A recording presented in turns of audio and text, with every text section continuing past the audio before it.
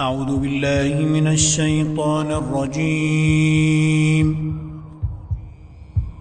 بسم الله الرحمن الرحيم.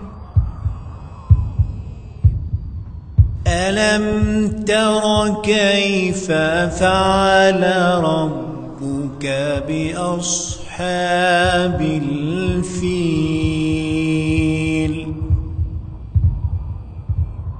ألم يجعل كيدهم في تضليل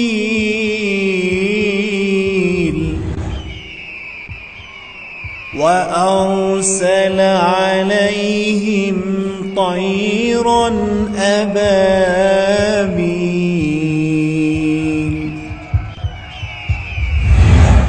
ترميهم بحجارة من سجيل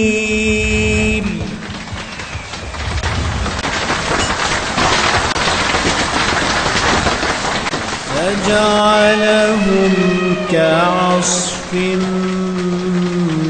مأكول.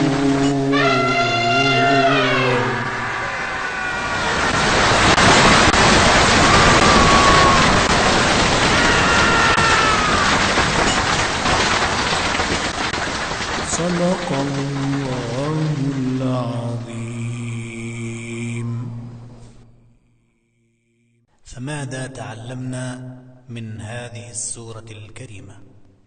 ألم تر كيف فعل ربك بأصحاب الفيل؟ أي ألم تعلم أيها الرسول كيف فعل ربك بأصحاب الفيل أبرهة الحبش وجيشه الذين أرادوا تدمير الكعبة المباركة؟ ألم يجعل كيدهم في تضليل؟ أي ألم يجعل ما دبروه من شر في إبطال وتضييع؟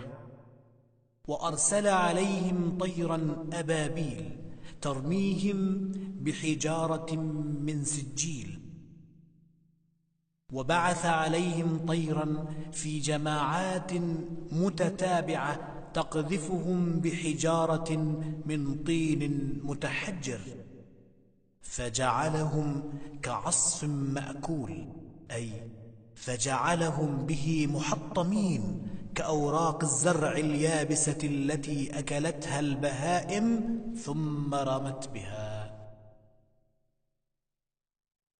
شكرا لإصغائكم، ومع آية أخرى نلتقي لنرتقي. محبكم أحمد سليم العايد.